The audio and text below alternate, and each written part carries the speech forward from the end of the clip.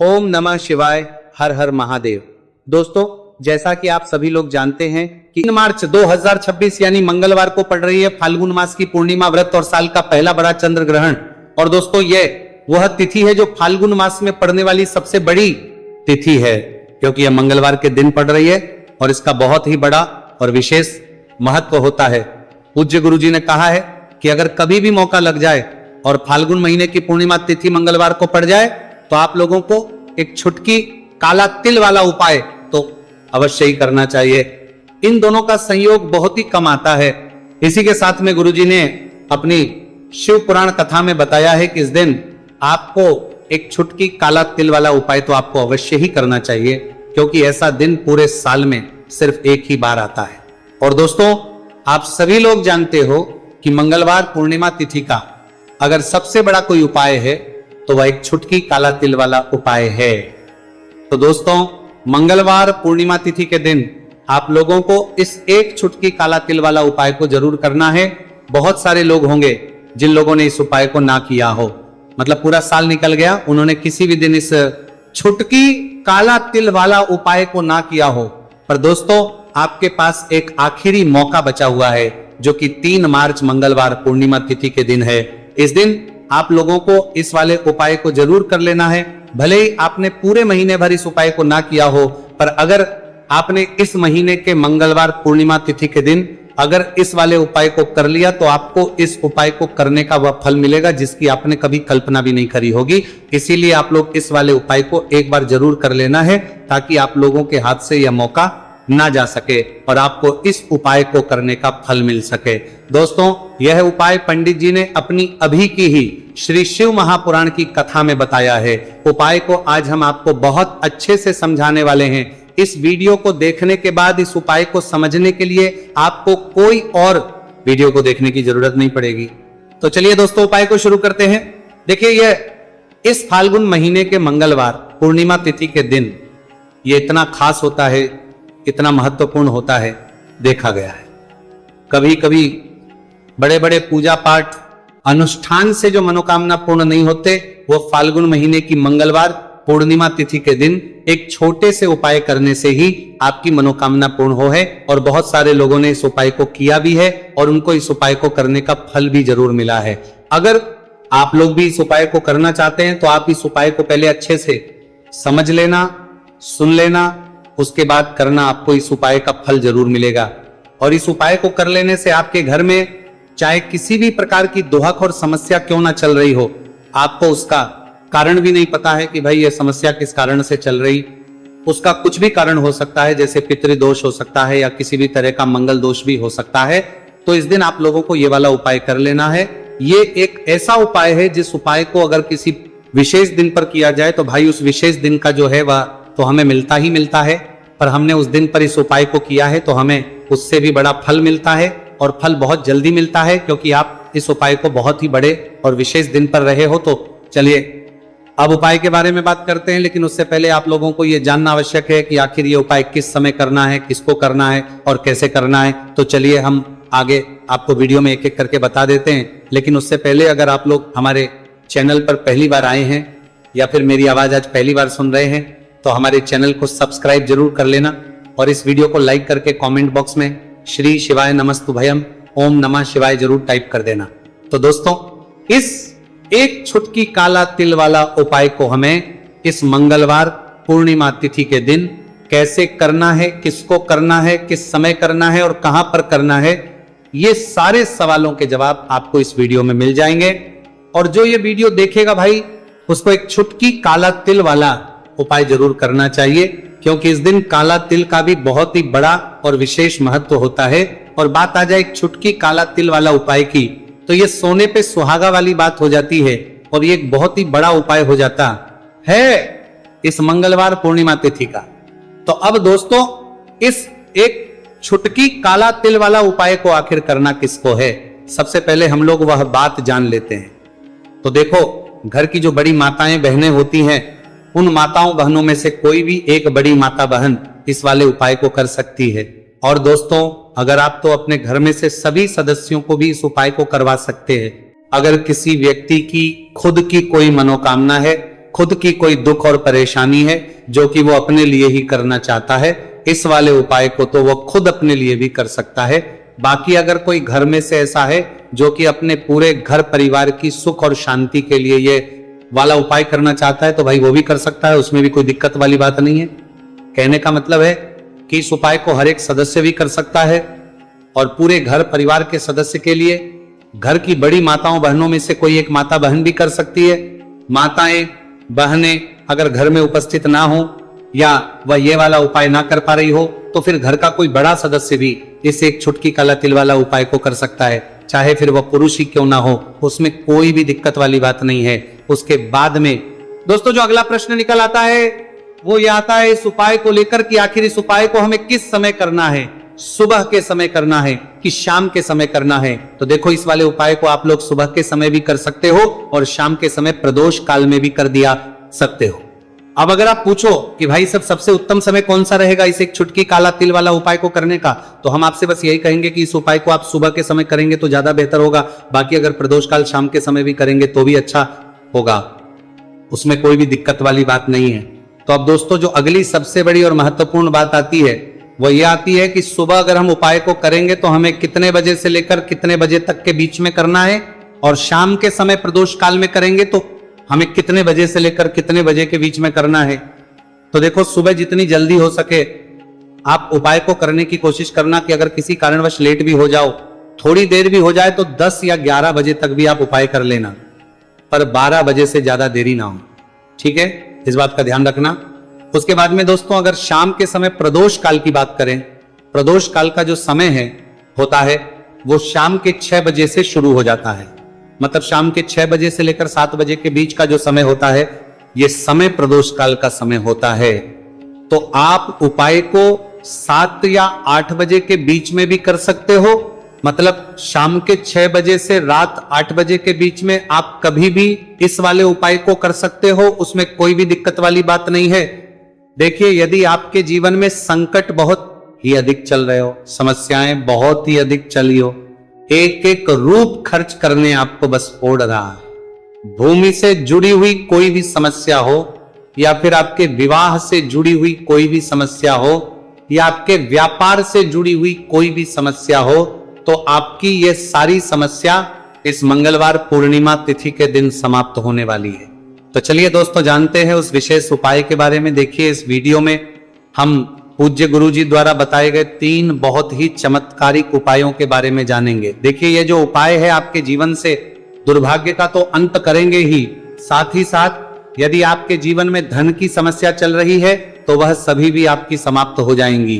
देखिए गुरु जी ने बताया है कि जब भी मंगलवार पूर्णिमा तिथि का दिन पड़े तो हमें कर्ज मुक्ति के लिए कुछ उपाय करने चाहिए। इसी के साथ हमें धन प्राप्ति, भूमि से जुड़े कार्यों और विवाह के लिए भी उपाय करने चाहिए। तो चलिए दोस्तों जानते हैं गुरुजी द्वारा बताए गए सबसे पहले उपाय के बारे में।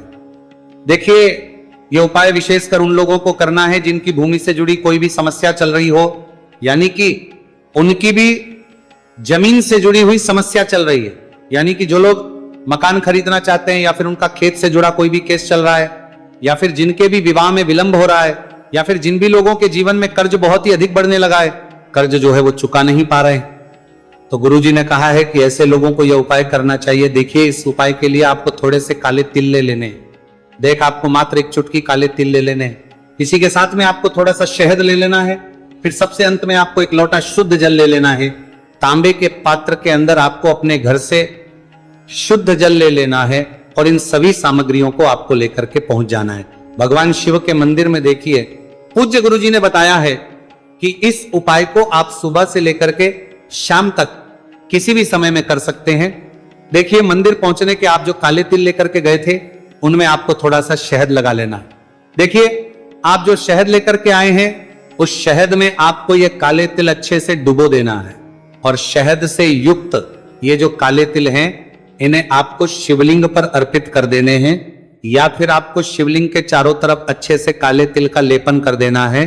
पूज्य गुरुजी ने बताया है कि लेपन करते समय यदि आपके जीवन में कर्ज से जुड़ी समस्याएं चल रही हैं, लेपन करते समय आपको आर्यन मुक्तेश्वर महादेव का स्मरण करना है, या फिर आपके जीवन में विवाह से संबंधित या फिर जमीन से संबंधित कोई भी समस्या चल रही है तो फिर आपको मंगलेश्वर महादेव का स्मरण करना है। इसके बाद जो आप जल लेकर के आए हैं उसे आपको धीरे धीरे शिवलिंग पर अर्पित कर देना है, तथा आपको लगातार शिव महापुराण के मूल मंत्र श्री शिवाय नमस्तुभयम इस मंत्र का जाप करते रहना है। पूज्य गुरु जी ने बताया है कि सिर्फ एक मंगलवार पूर्णिमा तिथि यह उपाय करके देखना और आप स्वयं देखेंगे कि 2 से 3 महीने के अंदर आपके जीवन से जुड़ी हुई जो भी समस्याएं हैं बस सभी समस्या बहुत ही जल्द महादेव की कृपा से दूर होने लगेगी। तो दोस्तों इस प्रकार से आपको यह पहला उपाय ना है।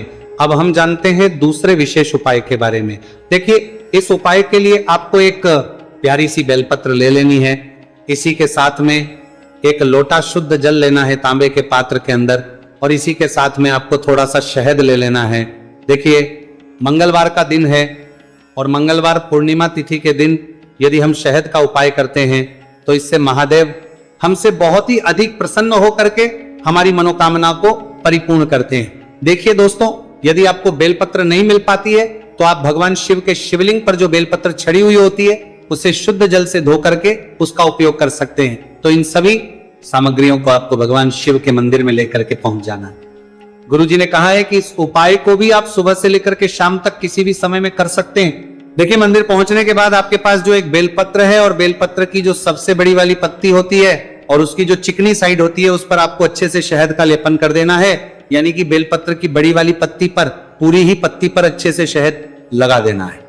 अब देखिए ये जो बेलपत्र है इसे आपको अपने सीधे हाथ की हथेली पर रखना है और आपके जो भी कार्य अटक रहे हैं, देखिए बहुत से लोग ऐसे होते हैं जो अपने नौकरी को प्राप्त करने के लिए सालों से तैयारी करते हैं लेकिन उनको नौकरी नहीं प्राप्त हो पाती है।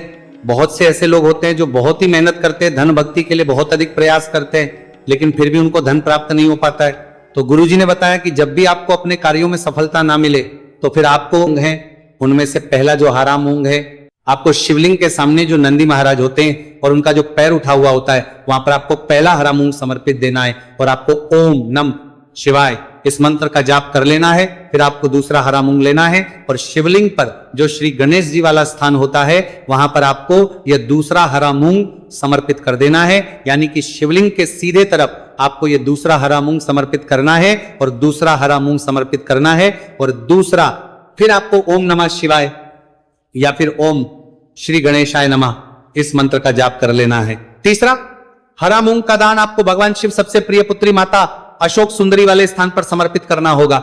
शिवलिंग की जो जलाधारी होती है जहां से जल बह करके आता है उसी जलाधारी के बीच में जो कहीं कहीं उठी हुई लाइन होती है सांप की आकृति के रूप में, वहीं पर आपको तीसरा हरा मूंग समर्पित करना है और फिर आपको ओम नमः शिवाय इस मंत्र का जाप कर लेना है। अब दोस्तों चौथा जो हरा मूंग है उसे आपको भगवान कार्तिकेय जी का जो स्थान होता है शिवलिंग पर वहां पर आपको ये चौथा हरा मूंग का दाना समर्पित कर देना है और आपको इस मंत्र का जाप कर लेना है।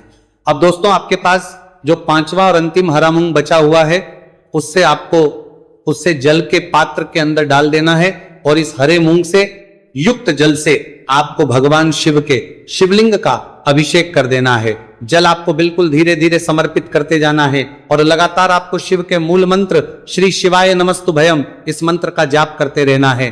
फिर आपको शिवलिंग के सामने बैठकर यदि आप अपने बच्चों के लिए ये उपाय कर रहे हैं, यदि आप अपने बच्चों की बुद्धि ज्ञान और विवेक के लिए उपाय कर रहे हैं तो उसके लिए आपको प्रार्थना कर लेनी है, या फिर व्यापार में वृद्धि करने के लिए ये उपाय कर रहे हैं तो उसकी कामना करते हुए आपको प्रार्थना कर लेनी है, या फिर अपनी नौकरी के लिए कर रहे हैं या फिर अपने इंटरव्यू के लिए या फिर धन की प्राप्ति के लिए कर रहे हैं, जिस भी कामना के लिए आप उपाय कर रहे हैं उसे परिपूर्ण करने के लिए महादेव से प्रार्थना कर लेनी है और फिर आपको वापस अपने घर आ जाना है, पूज्य ला जाना है। गुरुजी ने कहा है कि जो भी व्यक्ति इस उपाय को कर लेता है तो यकीन मानिए आपके जीवन की जो सारे संकट कष्ट और बाधाएं ही वो सभी समाप्त होंगे। अब हम बात करते हैं अगले उपाय की। इस उपाय के लिए आपको एक दीपक लेना है। दीपक आप मिट्टी का भी ले सकते हैं और शुद्ध आटा मढ़कर उसका दीपक भी आप तैयार कर सकते हैं। दीपक के अंदर गोल प्रयोग करना है और दीपक के अंदर आपको शुद्ध घी का प्रयोग करना है। इसी के साथ में आपको मात्र एक फूल वाली लौंग लेनी होगी। अब ये एक दीपक और एक फूल वाली लौंग लेकर के सीधा आपको पहुंचना होगा बरगद के वृक्ष के। वहां पर देखिए सबसे पहले तो आपके पास जो एक फूल वाली लौंग है उससे आपको बरगद के वृक्ष की जड़ में समर्पित करना है। देखिए, अगर आपके जीवन में कोई भी संकट आने वाला है, कोई भी बड़ा कष्ट आने वाला है, तो वह इस उपाय के माध्यम से दूर होने वाला है। महादेव की विशेष रहेंगी कि जो भी संकट आपके जीवन में आने वाला होगा वह भी दूर हो जाएगा। तो आपको एक लौंग समर्पित करनी है बरगद के वृक्ष की जड़ में, और वहीं पर आपको जो है गोल बाती वाला दीपक जो आप लेकर के गए हैं उससे भी वहां पर प्रज्वलित कर देना है, वटकेश्वर महादेव का स्मरण करते हुए। देखिए, जब भी आपको जीवन में इस साल लगने लगे कि आपके जीवन में कुछ भी अच्छा नहीं चल रहा है, तब भी आपको उपाय करना है। तो इस प्रकार आपको ये उपाय करना है। अब हम जान लेते हैं चौथे विशेष उपाय के बारे में। देखिए, यदि आपके विवाह में, शादी में कोई भी समस्या आ रही है, यदि आपका जो कर्ज है वो दिन पर दिन बढ़ते ही जा रहा है, तो आपको ये चमत्कारी उपाय करना चाहिए।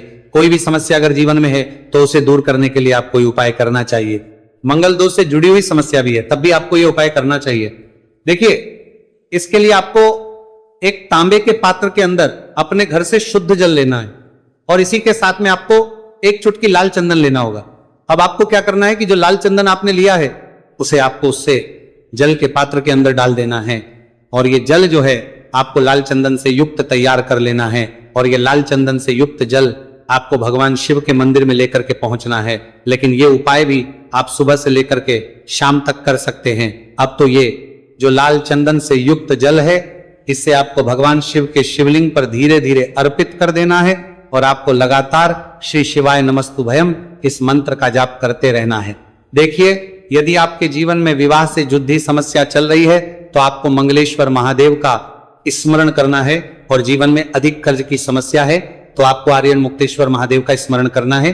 देखना, आपकी सब तरह की समस्या जल्दी ही समाप्त हो जाएगी। तो इस प्रकार से आपको ये चौथा उपाय करना है।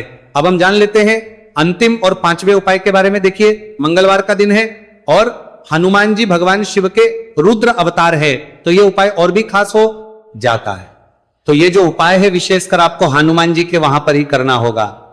देखिए, जब भी आपको ऐसा लगने लगे कि आपके जीवन में जो कर्ज है वह समाप्त ही नहीं हो रहा है, दिन प्रतिदिन बढ़ते ही जा रहा है, कष्ट जो है वह दिन प्रतिदिन बढ़ते ही जा रहे हैं, कष्ट जो है वो समाप्त ही नहीं हो पा रही है, यानी कि जीवन में जब भी कोई विपदा आती है, संकट आता है, तो हमें संकट मोचन हनुमान जी के मंदिर में जाना चाहिए। लेकिन यह उपाय बहुत ही खास है। इस उपाय के लिए आपको एक चौमुख दीपक तैयार करना होगा। आपको एक दीपक लेना है, दीपक के अंदर 4 बातियां लगानी है। देखो, बाती के लिए आपको मूली वाला धागा आता है कलावा का, उसकी भी बना सकते हैं, या फिर आप सफेद रुई की जो बत्तियां हैं उन्हें भी बना सकते हैं। अब आपको लेना है एक कटोरी सरसों का तेल, और अब इस दीपक के अंदर या तो आपको चमेली का तेल डालना है, या फिर जो आपने एक कटोरी सरसों का तेल लिया है उसमें आपको सरसों का तेल डालना है, और इसी के साथ में आपको मात्र एक फूल वाली लौंग भी लेनी है। देखिए, अब जो ये दीपक है और लौंग है, इन दोनों का आपको हनुमान जी के मंदिर में लेकर के पहुंचना है। अब सबसे पहले जो चौमुखी दीपक है इसे आपको हनुमान जी के सामने प्रज्वलित करना है।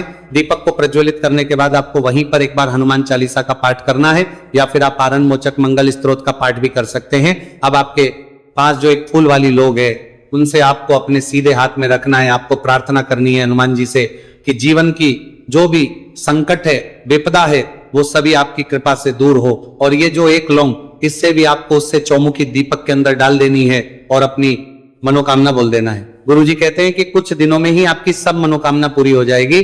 तो इस प्रकार से ये सुंदर सा और सरल सा उपाय करना है। देखो, आज की वीडियो में हमने आपको जितने भी उपाय बताए हैं सभी उपाय बहुत ही सरल है।